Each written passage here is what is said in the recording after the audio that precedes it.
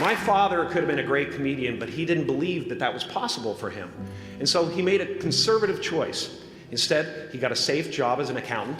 And when I was 12 years old, he was let go from that safe job. And our family had to do whatever we could to survive.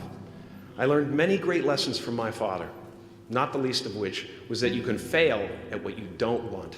So you might as well take a chance on doing what you love. It's not the only thing he taught me, though. You know, I watched the effect of my father's love and humor and how it altered the world around me. And I thought, that's something to do. That's something worth my time. It wasn't long before I started acting up. You know, people would come over to the house and they'd be greeted by a 7-year-old throwing himself down a large flight of stairs. They would say, "What happened?" And I would say, "I don't know. Let's check the replay." I'd go back to the top of the stairs and come back down in slow motion.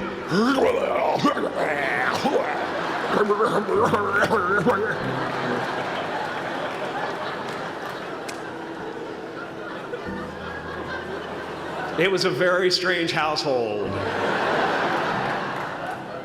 My father used to brag that I wasn't a ham, I was the whole pig. And he treated my talent as if it was his second chance. When I was about 28, after a decade as a professional comedian, I realized one night in LA that the purpose of my life had always been to free people from concern, just like my dad.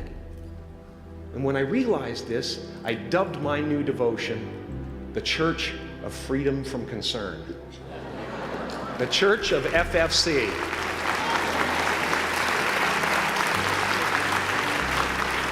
And I dedicated myself to that ministry. What's yours? How will you serve the world? What do they need that your talent can provide? That's all you have to figure out. As someone who's done what you're about to go and do, I can tell you from experience, the effect you have on others is the most valuable currency there is.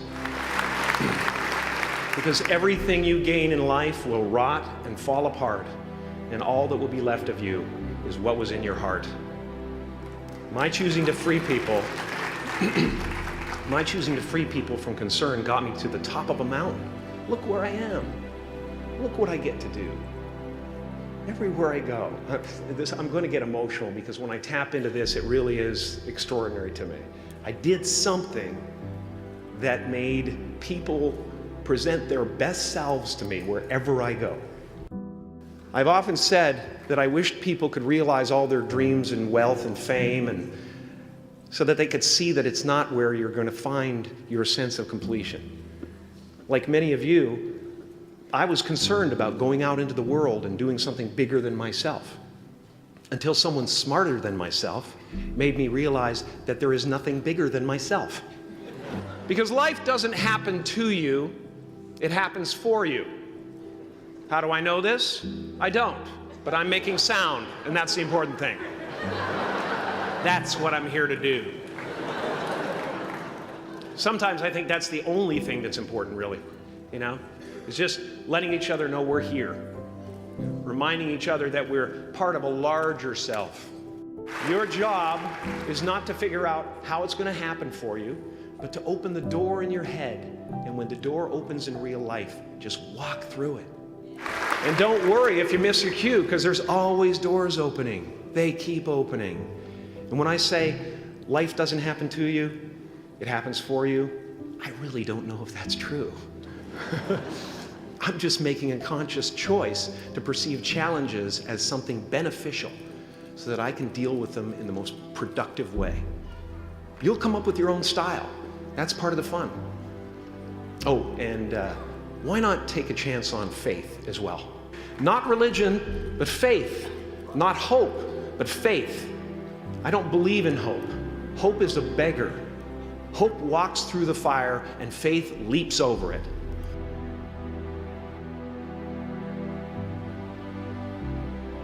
I used to believe that who I was ended at the edge of my skin, that I had been given this little vehicle called a body from which to experience creation.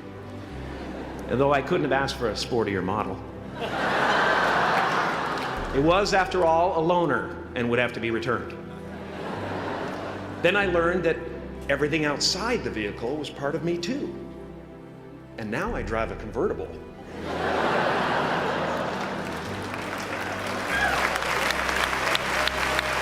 Yeah, man. Top down, wind of my hair. Woo! I am elated and truly excited to be present and fully connected to you at this important moment in your journey. I hope you're ready to open the roof and take it all in. You are the vanguard of knowledge and consciousness, a new wave in a vast ocean of possibilities. On the other side of that door, there's a world starving for new ideas, new leadership. I've been out there for 30 years. She's a wildcat. Oh, she'll rub up against your leg and purr until you pick her up and start petting her, and then out of nowhere, she'll swat you in the face. It can be rough out there, but that's okay, because there's soft serve ice cream with sprinkles. I guess that's what I'm really trying to say here today. Sometimes it's okay to eat your feelings. Now, fear is going to be a player in your life, but you get to decide how much. You can spend your whole life imagining ghosts, worrying about the pathway to the future, but all there will ever be is what's happening here, and the decisions we make in this moment, which are based in either love or fear. So many of us choose our path out of fear disguised as practicality. What we really want seems impossibly out of reach and ridiculous to expect, so we never dare to ask the universe for it. I'm saying I'm the proof that you can ask the universe for it. Please.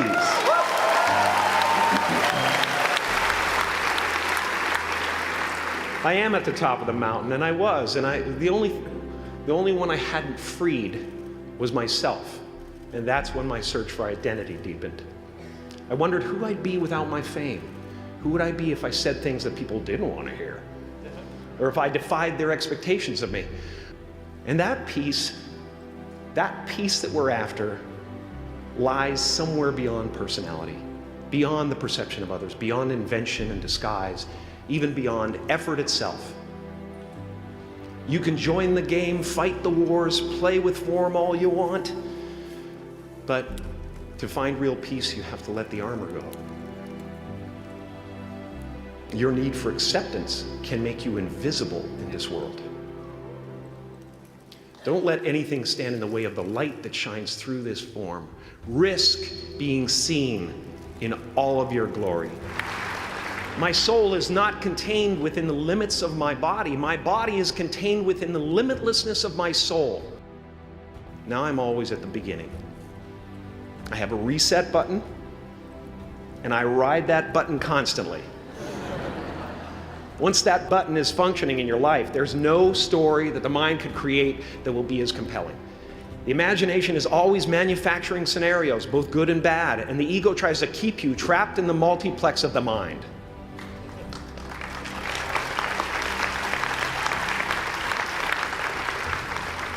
Our eyes are not viewers, they're also projectors that are running a second story over the picture that we see in front of us all the time.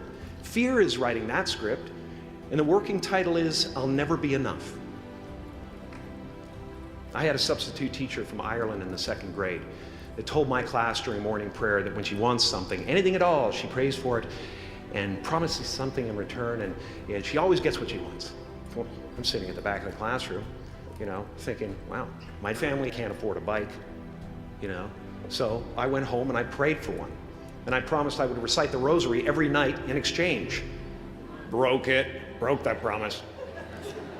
But 2 weeks later, I got home from school to find a brand new Mustang bike with a banana seat and Easy Rider handlebars. Yeah. From fool to cool. My family informed me that I had won the bike in a raffle that a friend of mine had entered my name in without my knowledge whatsoever.